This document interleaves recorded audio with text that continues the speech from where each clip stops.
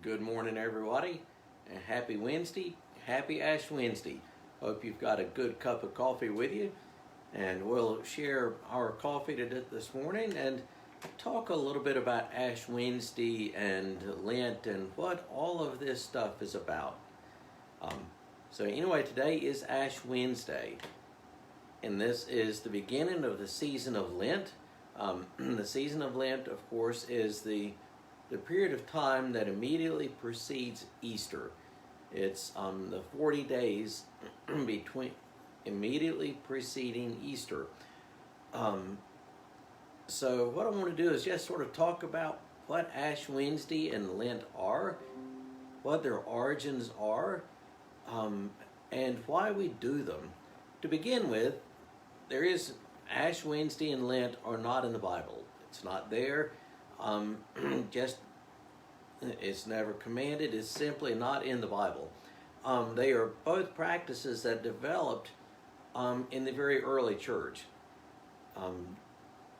By saying that they're not in the Bible, I'm not saying that we shouldn't do them.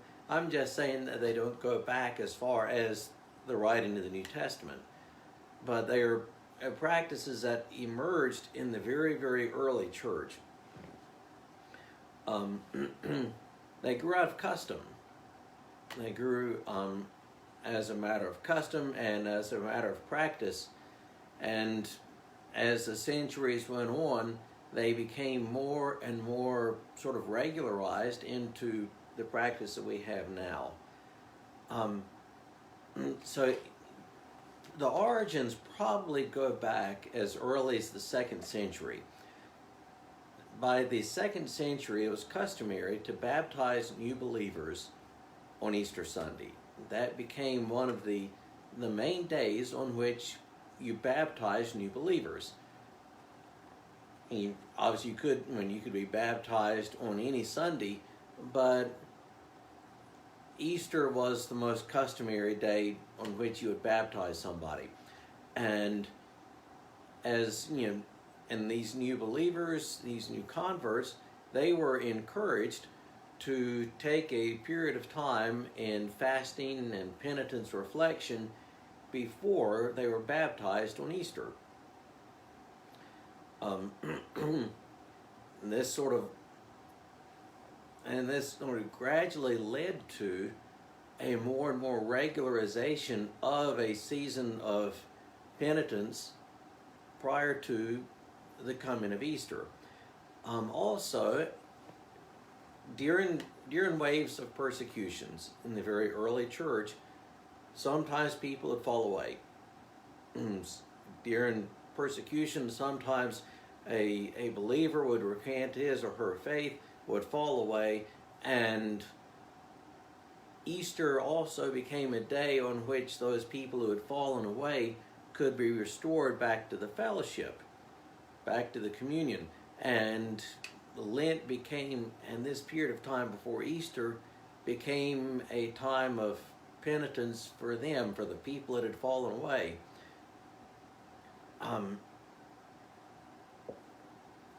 And the length of time varied a lot very early on.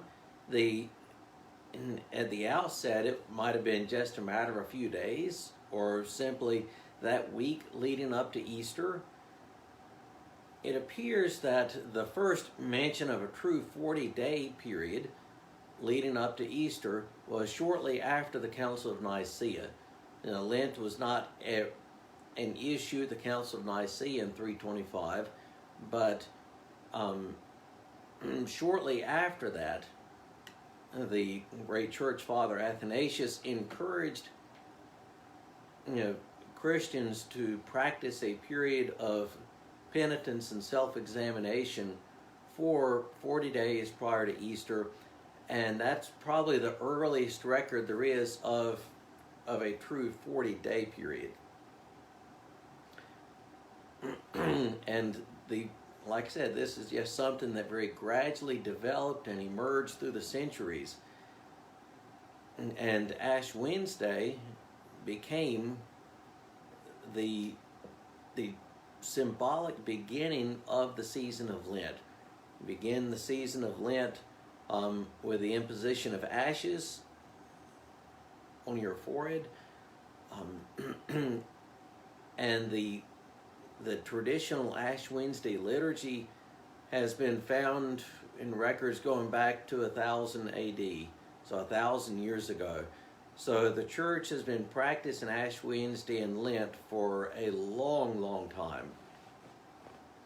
And in fact, a fair number of non-liturgical churches are beginning to adopt some form of Lent, even if they're not calling it that, just as many non-liturgical churches are practicing some form of Advent, even if it's not technically being called Advent.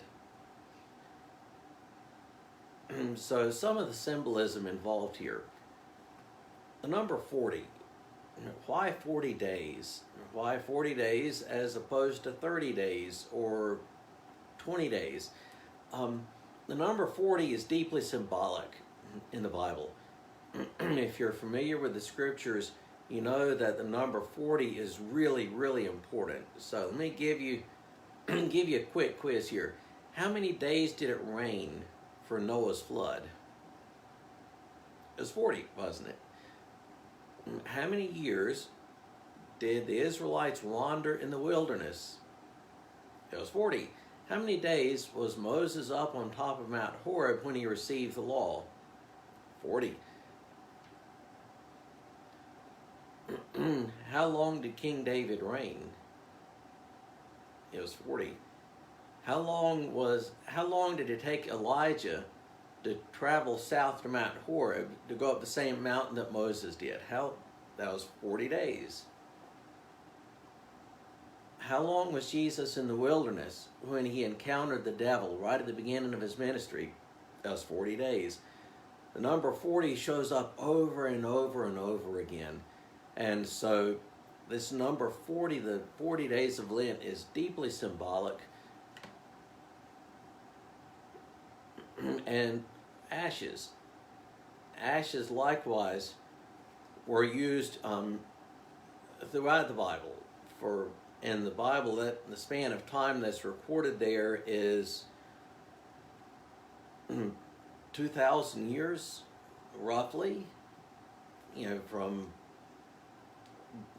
Abraham and beyond Abraham to the close of the first century.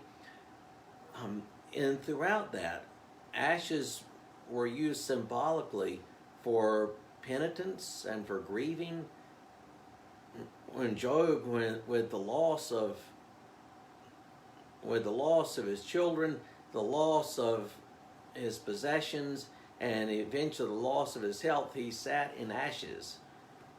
And Jesus referred to Sodom repenting in sackcloth and ashes if they had seen the works that Capernaum had seen. So ashes are used throughout the Bible as symbols of penitence and of mourning.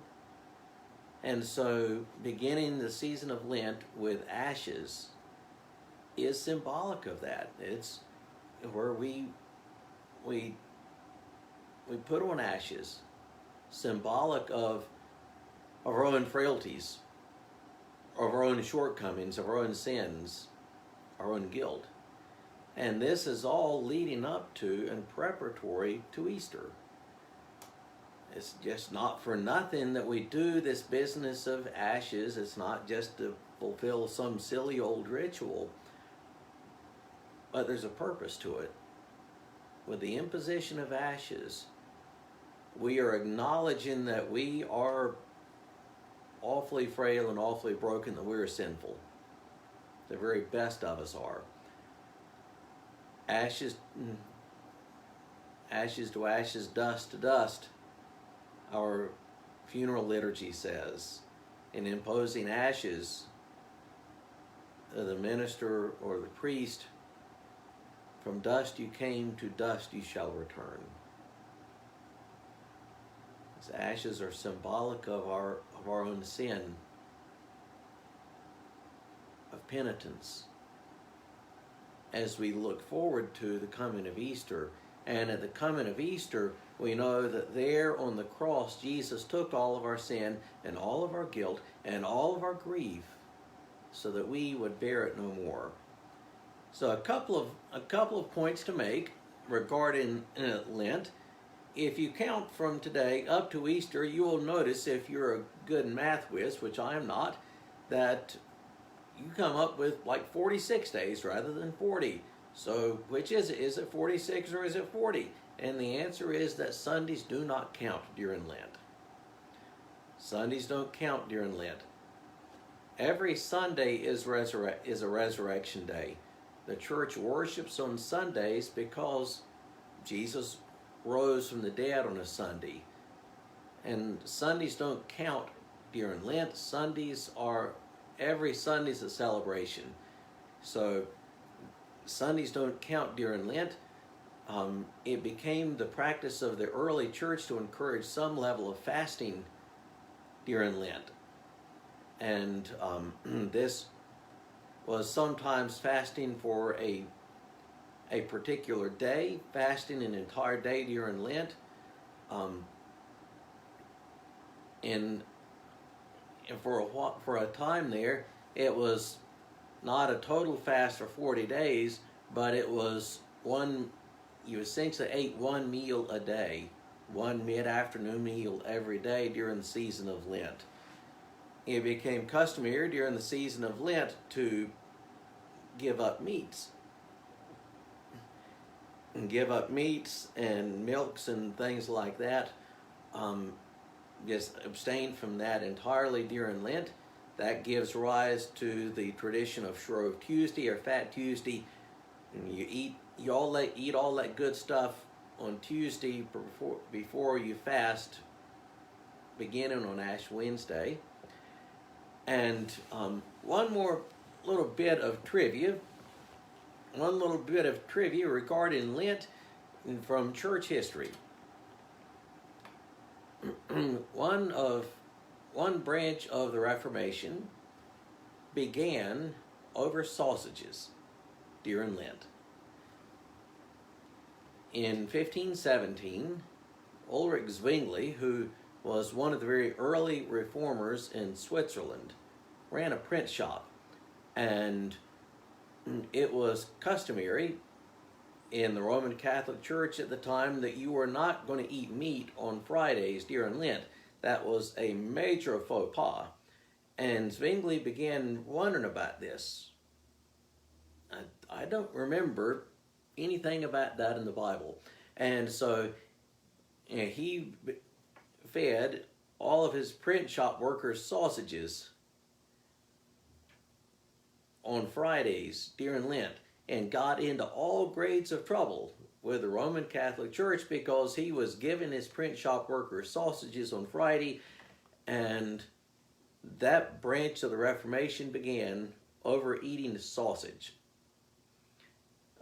So a little bit of historical trivia there, but I do encourage you during this season of Lent to make it a Holy Lent. Abstain from something. You can fast for a day during the week. I've done that numerous times. Just I'm not going to eat from sundown Wednesday to sundown Thursday or something like that. Many times people give up a particular kind of food as a sort of fast.